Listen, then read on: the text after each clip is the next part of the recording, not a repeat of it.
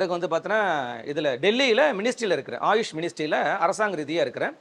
என்ன அரசாங்கம் வந்து பல நாடுகளுக்கு வந்து பார்த்தீங்கன்னா வந்து இந்த சிஸ்டத்தை வந்து இம்ப்ளிமெண்ட் பண்ணுறதுக்கு அனுப்புவாங்க. அமெரிக்கா போயிட்டு வந்தேன், பல நாடுகள் வந்து அண்மையில் 5 வருட காலமாக வந்து மலேசியாவில் பெரிய ஒரு ஹாஸ்பிட்டலுக்கு நான் ஹெட்டாக இருந்தேன். இப்போ தான் வந்து இந்தியாவுக்கு நான் திரும்பி வந்து இப்போ இங்கே உள்ளவங்களை வந்து நல்லா இன்னும் கொஞ்சம் சென்சிடைஸ் பண்ணிட்டு இருக்கேன். இப்போ நான் தாம்பரம் சானிட்டோரியம் சித்தா ஹாஸ்பிட்டலில் ப்ரொஃபஸராகவும் ஹெட்டாகவும் இருக்கிறேன்.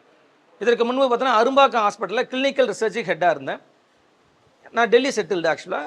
அங்கே ராஷ்டிரபதி பவன் நம்ம ஜனாதிபதி இருக்காருங்க இல்லையா, அங்கே நான் வந்து டாக்டராக இருந்தேன். இந்த நாடுகளுக்கெல்லாம் போயிட்டு வந்தேன், அங்கே தான் இருக்கேன். நேற்று கூட அங்கே இப்போ நைட்டு தான் லேண்ட் ஆனேன். 14,614 பஞ்சாயத்து தமிழ்நாட்டில் இருக்குது.